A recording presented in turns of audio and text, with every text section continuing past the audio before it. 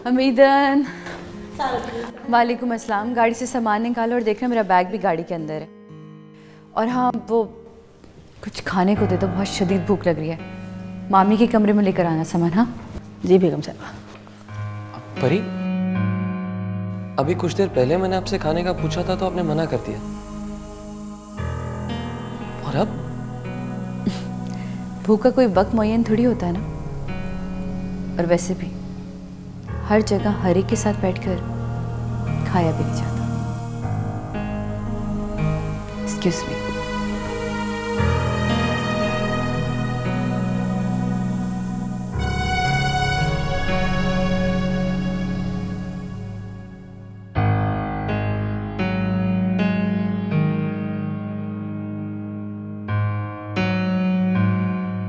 मामी, पसंद आए ना आपको? इतने खूबसूरत जोड़े लिए ना मैंने अपनी उमर की दुल्हन के लिए। बहुत ही खूबसूरत है माशाल्लाह। अल्लाह मियाँ पहनना मुबारक करे। और तुम्हें पता है, मैंने अपने लिए भी इतने ज़बरदस्त जोड़े का ऑर्डर दिया है, और तुम्हारे लिए ऐसी खूबसूरत साड़ी बनवाई है। अब तुम उसमें कीड़े ना निकालने बैठ जाना। मामी जी, आप जो कहेंगी मैं वो पहन लूँगी बस, क्योंकि मैं तो वैसे ही बहुत खुश हूँ।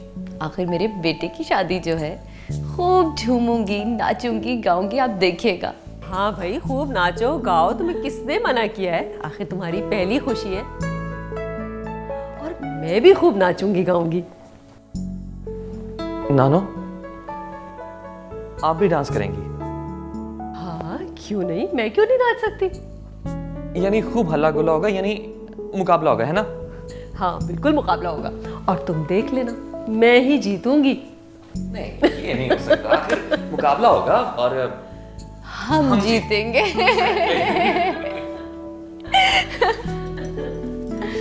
देखो, अच्छा कलर है ना? काफी अच्छा कलर है। अब अलीना को पसंद आ जाए। मुझे पसंद है तो उसे भी पसंद आएगा।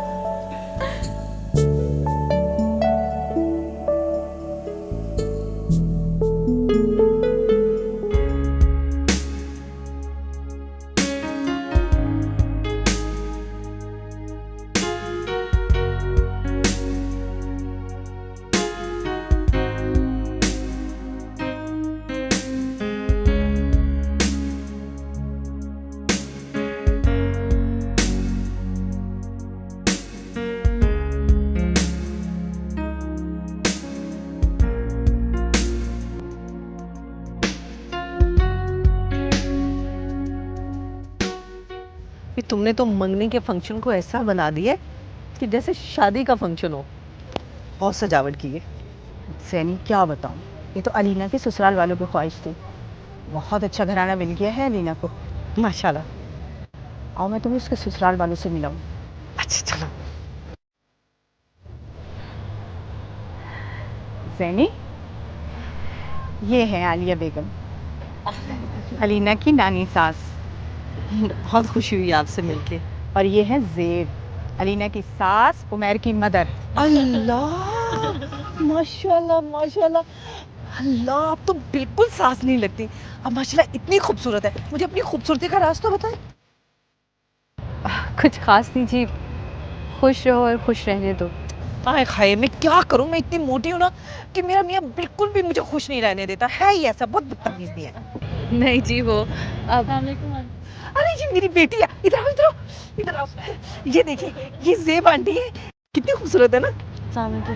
आप बहुत प्यारी लग रही हैं। तुम भी बहुत खूबसूरत हो।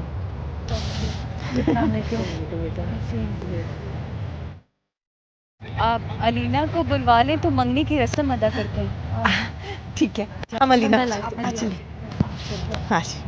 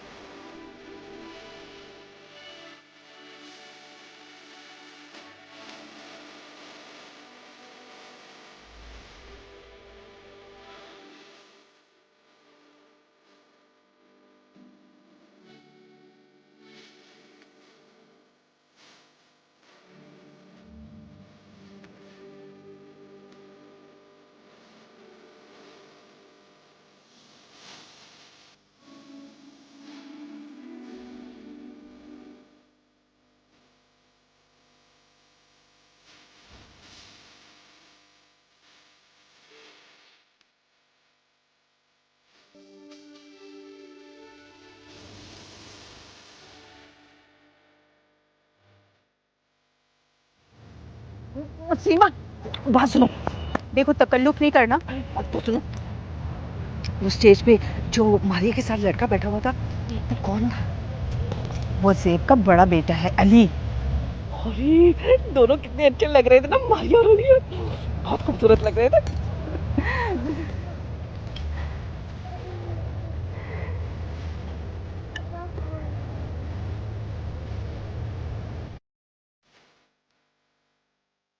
अरे आलिया बेगम, आप कुछ ले नहीं रही? बस वो मैं थोड़ी सी आजकल अपनी एहतियात कर रही हूँ खाने पीने में। फिर भी कुछ लेना, हल्का फुल्का तो नहीं। अच्छा मैं ले लेती हूँ, आप मेहमानों को देखें, मेरी फिक्र मत कर, मैं ले लेती तकल्लुफ मत कीजिएगा। हूँ। नहीं नहीं बिल्कुल नहीं।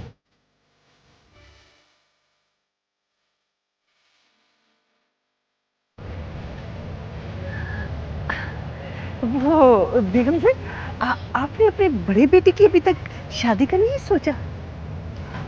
जी वो अभी शादी करना नहीं चाहता। अब जी आई मामी, एक्सक्यूज मी। क्यों?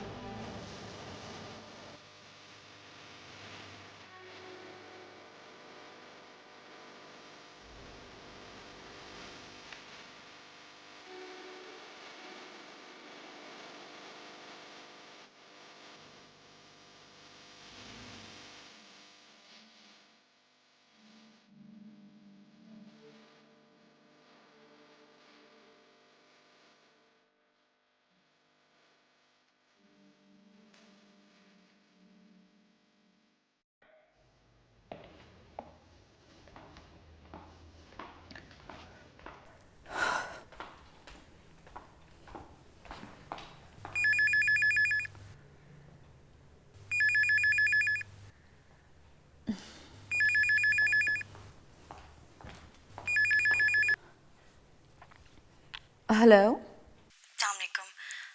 वालेकुम अस्सलाम। अली से बात हो सकती है? उनका मोबाइल बंद जा रहा है। अली सो रहा है, मैं उसे उठा नहीं सकती, मैं बात नहीं करा सकती। खुदा हाफिज।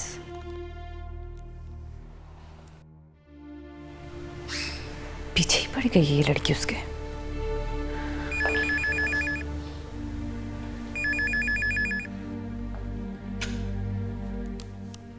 हेलो। कहा है ना, सो रहा है, मैं उसे उठा नहीं सकती।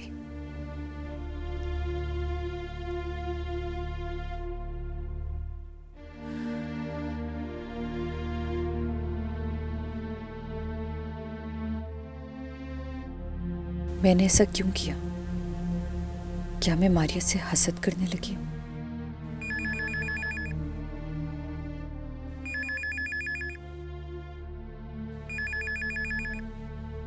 हमीदन, हमीदन, जी बेगम साहिबा। एक आवाज पे आया करो।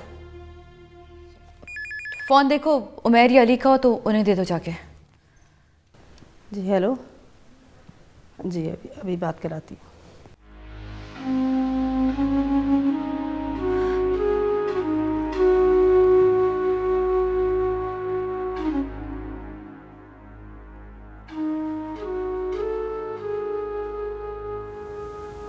कब तक रोक सकूंगी खुद को? कब तक?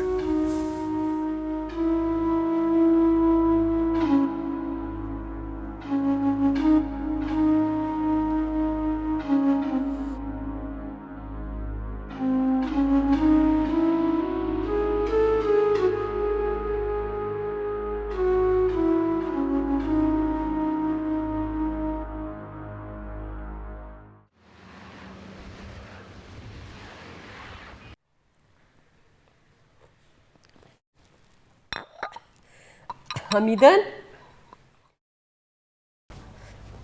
जी बेगम साहिबा। ये चाय है या साबन का पानी? वो जी बेगम साहबा, अब्दुल पता नहीं कहाँ से इतनी ख़राब चाय की पत्ती ले आया, बिल्कुल अपनी तरह सड़ी हुई। पत्ती के साथ साथ उसे भी डस्टबिन में फेंक दो। कचरा जमा करने का बड़ा शौक है तुम्हें। बेगम साहबा, ये तो मेरे नसीब में लिखा हुआ है। अब चाय की पत्ती की तरह इसको तो मैं डस्टबिन में नहीं फेंक सकती, वरना तो कब की फेंक देती। अस्सलाम वालेकुम। अरे ज़ेब, तुम फैक्ट्री से इतनी जल्दी आ गई? खैरियत तो है? तबीयत ठीक है? हाँ, वो फैक्ट्री नहीं गई थी, लॉयर के पास से आ रही हूँ, थक गई हूँ ये अदालत और दफ्तर के काम कर करके। सर में बहुत दर्द हो रहा है। शुक्र है तुम थकी तो। हमीदन, जाओ ज़ेब के लिए अच्छी सी कॉफ़ी बना कर लाओ और ये ले जाओ चाय। बदमज़ा, पता नहीं इन लड़कों को कब होश आएगा। आ गया। कहाँ जा रहे हो? वो मैं फैक्ट्री चले जाओ, मैं वहाँ जा नहीं सकूंगी, काम है। आप उमैर को भेज देना, मैं लेट हो रहा हूँ। काम को समझो जो तुम्हारे लिए ज़रूरी है। अच्छा प्लीज़ ना, आज के दिन छुट्टी दे दें, कल मैं ज़रूर जाऊँगा। प्रॉमिस, कल मैं ज़रूर जाऊँगा, लेकिन अभी नहीं। Okay bye.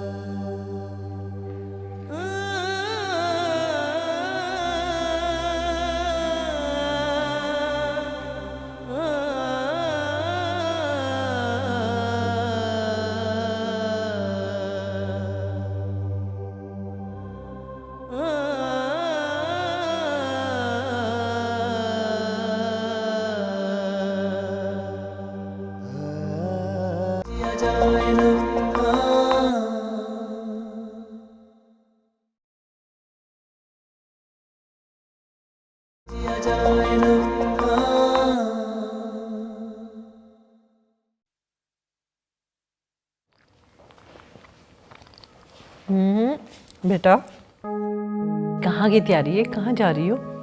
बहुत खुश लग रही हो। मम्मा वो अली से मिलना है। वैसे अली बहुत अच्छा लड़का है। थैंक यू मामा, मगर वो अगर मगर बात की बात है, पहले उसे तुम घर तो लेकर आओ, अपने डैड से मिलवाओ। जी मामा, अब मैं जाऊँ? जाओ। Okay bye.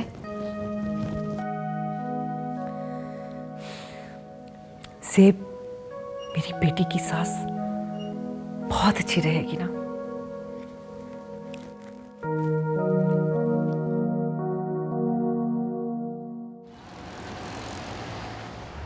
एक बात कहूँ अली,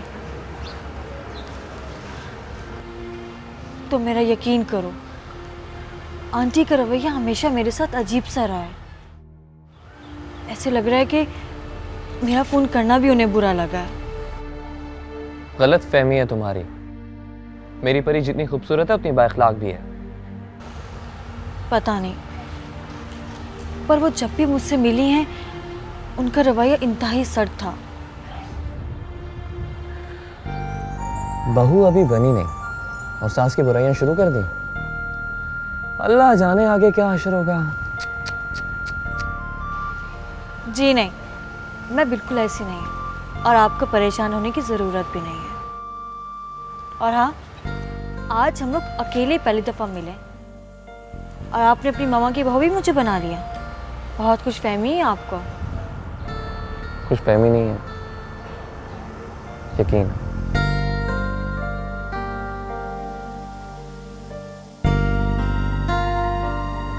चलें, तुम्हें ड्रॉप करने से पहले कि मैं भी लेट हो जाऊं। चल।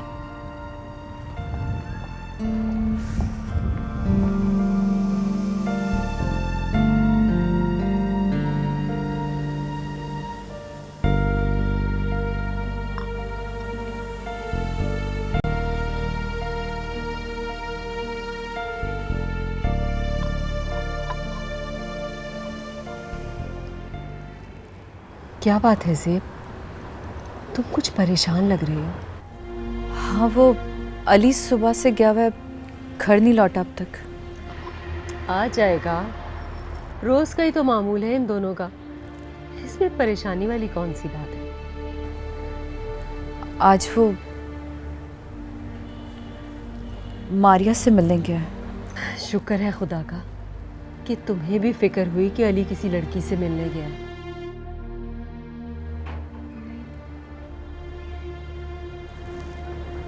अली, कहाँ थे तुम?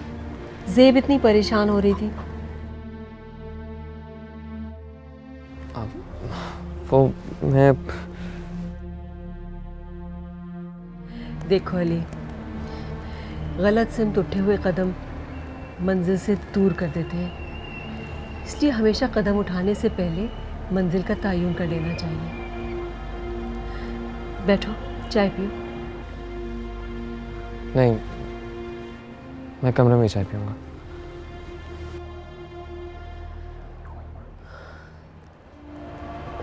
अली भी क्या करे, मंजिल ने कभी आवाज़ ही नहीं दी, तो इधर उधर भटके ना तो क्या करे।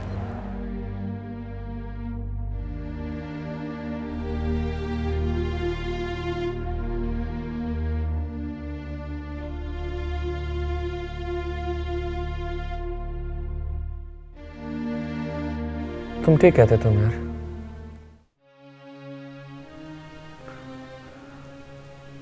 मैं तो परी और नानो भी को बहुत रोशन ख्याल समझता था, मगर न जाने क्यों दोनों का रवैया मारिया के मामले में इतना सर्द और उलझा क्यों है। और मेरे साथ भी उन दोनों का रवैया बहुत ही पुरस्कार सा है। उठते बैठते मुझे जो मायने फिक्रे कहे जाते हैं, जैसे जैसे वो मुझे किसी बात के लिए तैयार करना चाह रही हूं, जैसे वो मुझे मारिया से खबरदार करना चाह रही है। भाई ये बात मैंने पहले दिन आपसे कही थी कि उन दोनों के दरमियान कुछ उलझन चल रही है जो हमारी समझ में नहीं आ रही है। वैसे भाई एक बात बताओ, क्या तुम वाकई मारिया के बारे में सोचने लगे हो?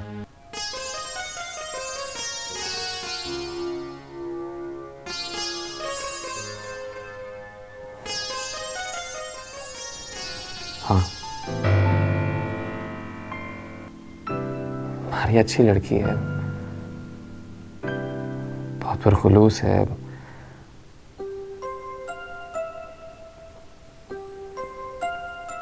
बहुत खैर महसूस तरीके से हम दोनों एक दूसरे के बहुत करीब आ रहे हैं। लेकिन मुझे लगता है हमारा मिलन उतना आसान नहीं होगा जितना तुम्हारा और अलीना का था।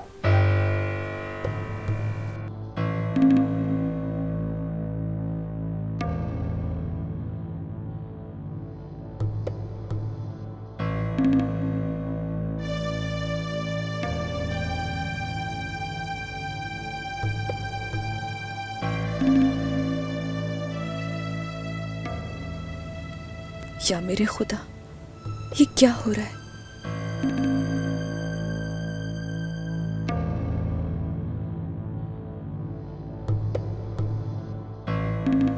मेरी जिंदगी में आने वाले इस तूफान को रोक दे,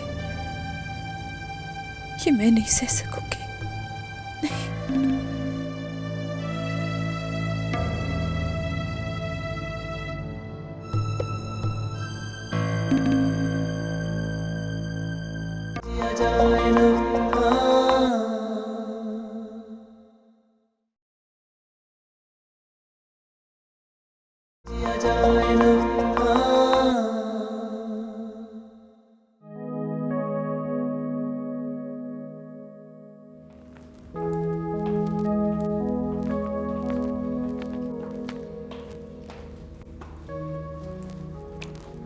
आमिर, गर्मा गर्म कॉफी। ये मैं ख्वाब देख रहा हूँ या हकीकत? आप और मेरे लिए कॉफी? तुम्हें यकीन नहीं आ रहा कि मैं तुम्हारे लिए कॉफी बना के ला सकती हूँ? गालिब का शेर है ना, तेरे वादे पे जिए हम तो ये जान छूट जाना कि खुशी से मरना जाते अगर एतबार होता। अरे तुम बाप बेटा इतनी मुश्किल बातें क्यों करते हो जो मेरी समझ में नहीं आती। खैर एनीवे, मुझे तुमसे एक बहुत ज़रूरी बात करनी है। बोलो। वो मैंने मारिया के लिए लड़का पसंद कर लिया है। वो जो उसकी दोस्त है ना अलीना, उसका मंगेतर है, उसका बड़ा भाई है। मिसेस अशरफ उनकी फैमिली को बहुत अच्छी तरह जानती हैं, बहुत अच्छे लोग हैं। एक बात की तो खुशी है मुझे कि तुम अब पहली दफ़ा माँ बनकर सोच रही हो। तुम लड़के से मिल लो, तसल्ली कर लो अपनी, मारिया से बात कर लो, मुझे कोई एतराज़ नहीं है।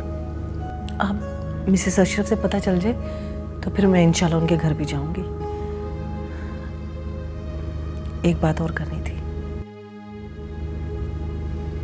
तुम आसिम के साथ अपना रवैया थोड़ा चेंज करो। तुम बहुत सख्ती करते हो उसके साथ। देखो आमिर उसका आर्टिस्टिक माइंड है, वो अगर तस्वीरें बनाना चाहता है, रंग और ब्रश से खेलना चाहता है, तो उसमें उसका क्या कसूर है? ज़ैनी, ये इतना बड़ा कारोबार जो मैं चला रहा हूँ, मेरे बाद इसका क्या होगा? कौन चलाएगा इसे? क्या समझती हो तुम? ये जो रंग और ब्रश के साथ की खेल रहा है, इससे ज़िंदगी गुजरती है क्या? ये सिर्फ टाइम पास है और कुछ भी नहीं। इससे ज़िंदगी नहीं गुजारी जा सकती, समझ आई? लेकिन आमिर प्लीज, तुम उसको अगर प्यार से समझाओगे तो वो समझ जाएगा। तुम थोड़ा सा सॉफ्ट होके तो देखो उसके साथ।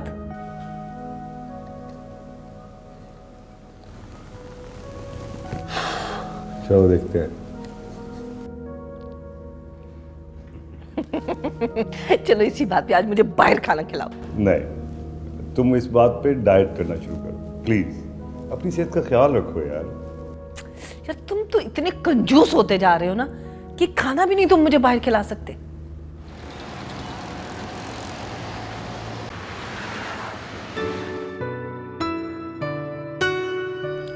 वैसे तुम फिक्र ना करो, मैं मौका देखते ही ज़ैब से बात करूंगी। वैसे मैंने एक बात नोट की है, अली के रिश्ते की बात आते ही ज़ैब और आलिया बेगम दोनों बात टाल जाती हैं, जैसे उसकी कहीं बात तय कर दी हो।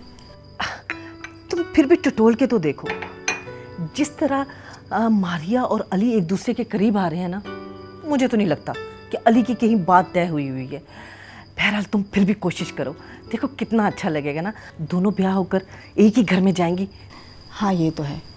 तो तुम ऐसा करो ना, मारिया को कहकर उसकी फैमिली को अपने घर बुलाओ, मलक साहब से मिलवाओ। अरे ये बात तुमने बहुत अच्छी की। शायद ज़ेब के दिल में अली के रिश्ते का कोई ख्याल आ जाए।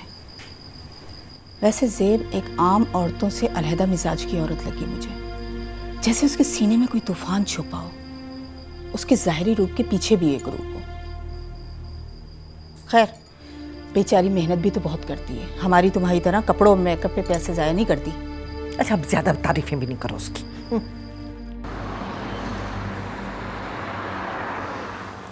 लीजिए वकील साहब, 100 साल पुरानी जायदाद का ओरिजिनल रिकॉर्ड। मेरा बस नहीं चल रहा कि मैं ये फाइल ले जाके खुद मलिक आमिर को दूँ और फिर तमाशा देखूं कि अपने 2 करोड़ डूब जाने के गम में कैसा मातम करता है। वंडरफुल, आपने तो कमाल कर दिया। बस अब ये मुकदमा एक पेशी का मोहताज है मैडम। फिर इस मुकदमे के बाद आप 5 करोड़ के हट जाने के मुकदमे की तैयारी कर लें। जितने खून के आंसू उसने मुझे रुलाया है, उतना ही तंग मैं उससे भी करूँगी। इतनी आसानी से जाने नहीं दूंगी।